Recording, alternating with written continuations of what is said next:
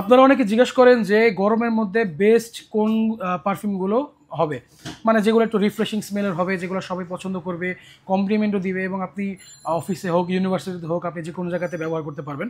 তাহলে আমি শুরুতেই বলবো যে এখানে একটা রয়েছে কাফ। যদিও জুসটা ভিতরে একবারে কম, জাস্ট আপনাদের দেখানোর জন্য। কাফটা কিন্তু খুবই সুন্দর, ফ্রুটি ফ্রেশের মধ্যে হালকা সুইট ফ্লোরালের মধ্যে কিন্তু খুব ভালো একটা রিফ্রেশিং একটা স্মেল দেয়। এটা কিন্তু প্রজেকশনও খুব ভালো।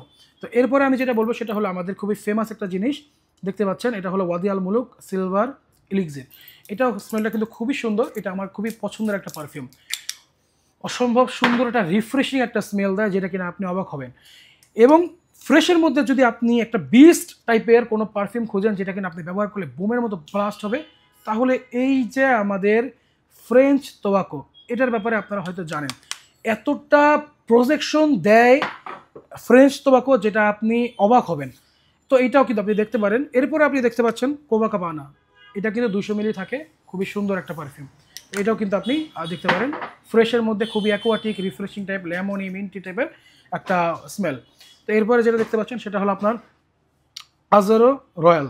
এটার ব্যাপারে আপনারা সবাই জানেন যে এটা কতটা রিফ্রেশিং, কারণ এটা আপনার আহমেদ আল মাগরিবি ব্র্যান্ডের।